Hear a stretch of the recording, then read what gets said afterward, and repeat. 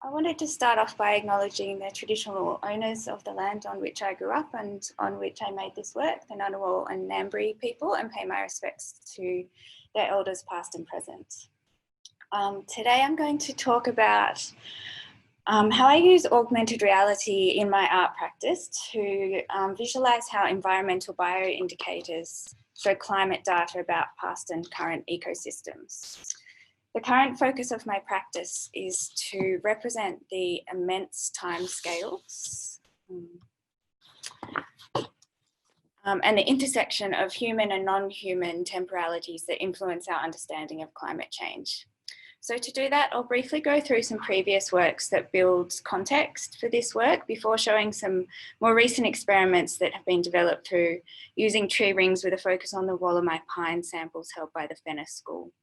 That's in collaboration with Matthew Brookhouse that Caroline just mentioned.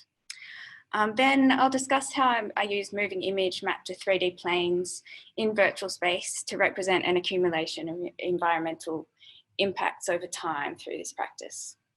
So just a couple of notes before I get into talking about my work. I use augmented reality artistically, not as an information overlay and not as a game.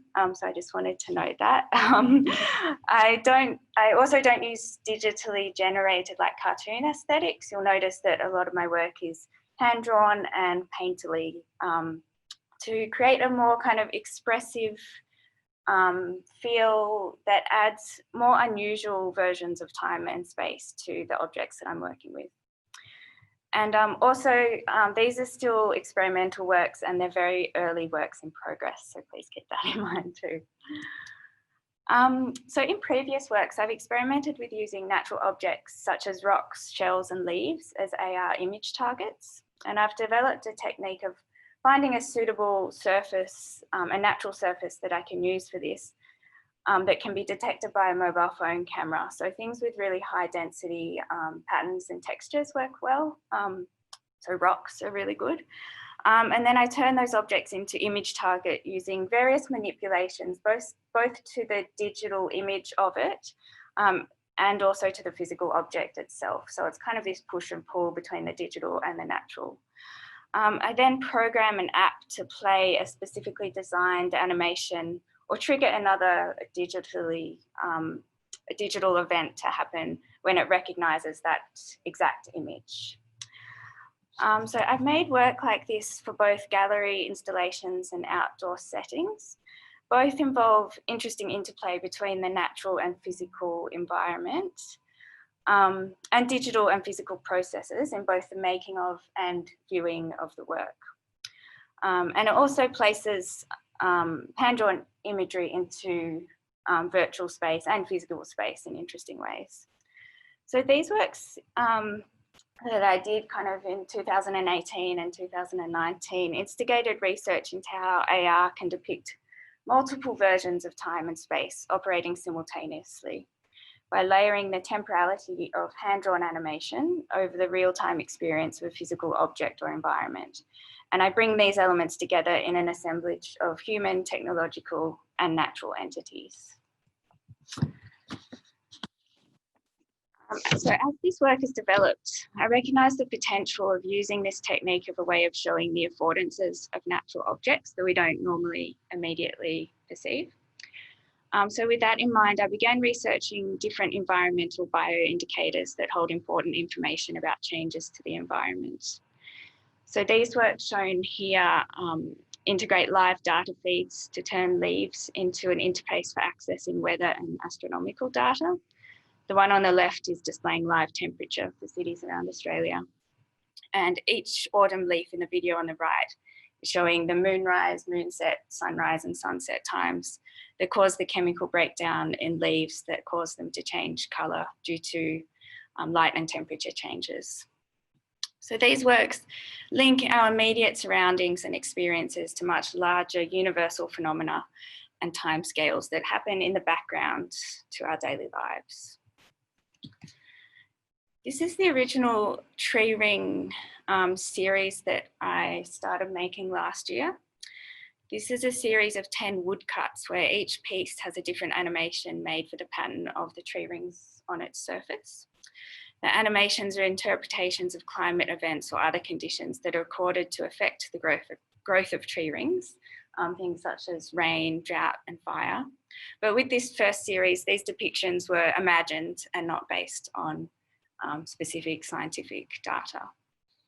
So from smallest to largest in this series, each piece contains a specific animation, as well as those that have come before it. So the smallest one has only one animation, and the larger pieces have up to 10. So this build-up of layers appears spatially, stacked on top of each other, and on top of each tree ring surface. And that represents the climate conditions on different layers and the accumulation of this data over long periods of time. To continue this research, I wanted to base the work more on scientific research into bioindicators. So I approached dendrochronologist Matthew Brookhouse at ANU Fenner School. And through this year, we've been talking about areas where my art practice could be useful for more explorative work into new methods of extracting and presenting climate proxy data found in tree rings. For example, imaging technology is really relevant to both our practices. In the past, we've both focused on photography and flatbed scanning to create images of wood samples. And the texture and density of these images is important in how software programs measure, detect, and extract information from that sample. So we think that there is potential in using higher resolution image capture techniques for extracting wood density information, and this would reveal variation in the development of cells due to light and temperature changes. So this is showing those cells under the microscope, which is something that I haven't seen before going into Fenner and looking at these. So then adding augmented components to the physical wood samples can portray this information in visual and interactive forms, and the dynamic temporal and spatial qualities of AR can create original and new ways to experience this vast and complex chronology. Within this context in our discussions, a focus point emerged on the Wollemi pine because of the immense timescale that it represents, as well as the recent narrative of near destruction and consequent protection efforts in last summer's bushfires. The Wollemi presents an opportunity to reference this vast history so far in the past, as well as the immediate and real world catastrophic events that we've been living through, and link these two moments in time together.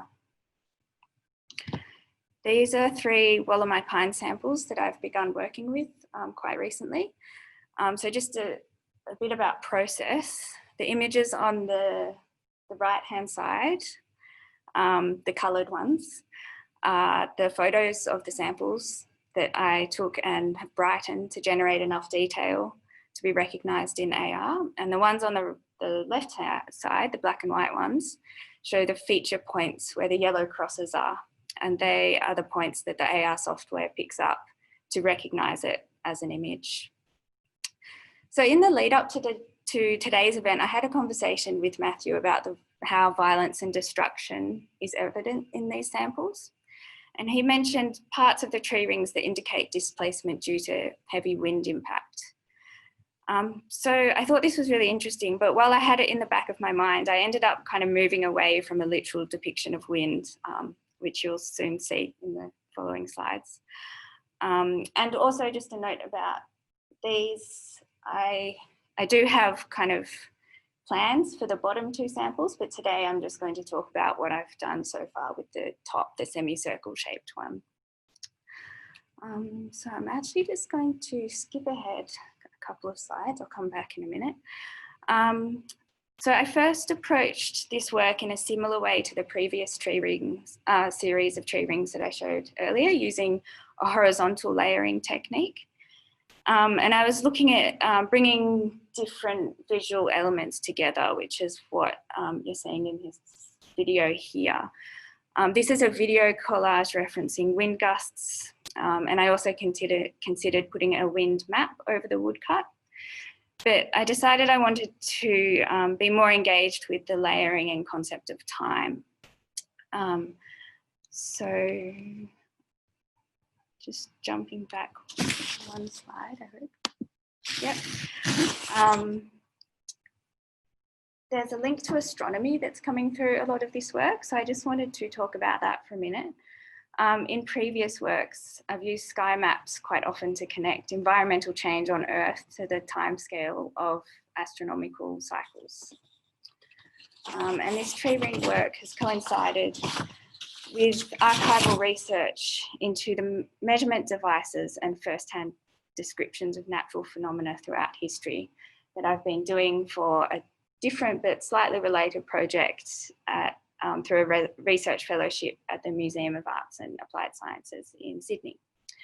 So through both of these projects, I found quite a few conceptual links in looking at how our human perception of time inhibits long-term thinking and meaningful understanding of environmental change. So both the tree rings and astronomical cycles present visual interpretations of immense natural cycles, and also instill a sensitivity to the non-human temporalities that are constantly playing out simultaneously to ours. So by bringing them together, I aim to emphasize the multiple layers and intersections between human and non-human temporalities. My AR works then explore how new visual representations of time using mixed reality can help realign long-term thinking and natural cycles and reconceptualize environmental change. So with this focus as my aim, I decided to try linking the tree rings to sky maps rather than literal depictions of the earth or wind. The images on the left are of sky maps simulated as seen from Wallamai National Park and cut into sections that align with the tree rings in the sample. And then I layered them over the sample in AR and made them to rotate at different speeds.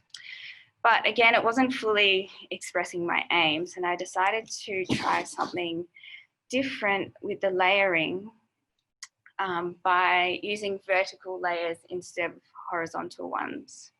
So instead of a lateral view of multiple 3D planes, I was thinking in the opposite dimension. To do that, I extracted sections of the image of up to 5 tree rings and turned each of those selections in Photoshop into a 3D model. And that's what you're seeing here. You're seeing a selection of single tree rings made into 3D models, as well as the original image and the build-up of all of those models on top of it. I found the resulting models, the 3D models, really interesting because they show the tree rings individually and they take on a character as objects in themselves, giving a whole new dimension to each slice of time. It also picked up on the cells that I briefly mentioned earlier that I saw under the microscope for the first time. And it makes these much more evident. And also the imperfect parts of the tree ring image become features of the 3D models and read like gaps, like a barcode or a sequence or a line of code, which I really liked. So after creating the models, I imported them into Unity, which is the software program I use to make AR, and line them up over the sample, and I can show you that in minutes.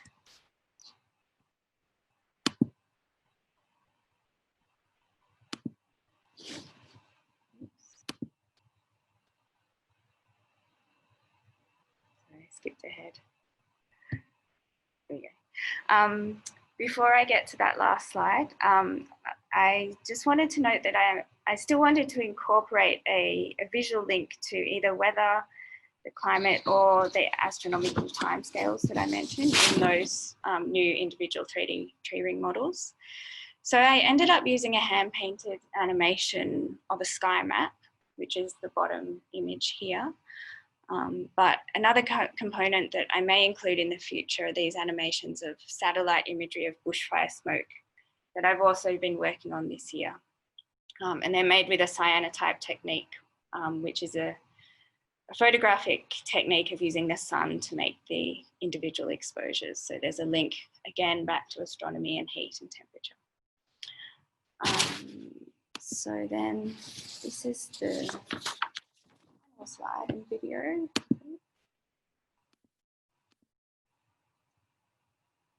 Hopefully that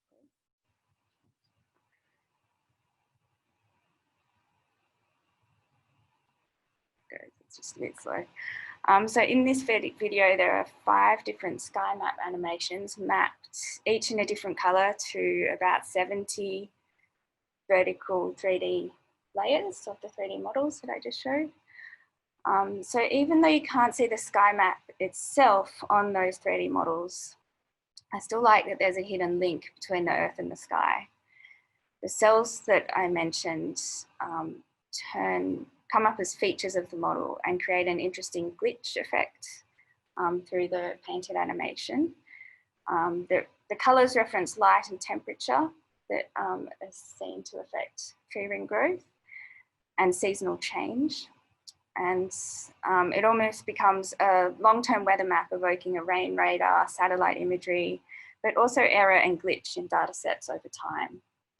But the thing I like most about it is that it expresses the tree ring sample as teeming with life rather than static.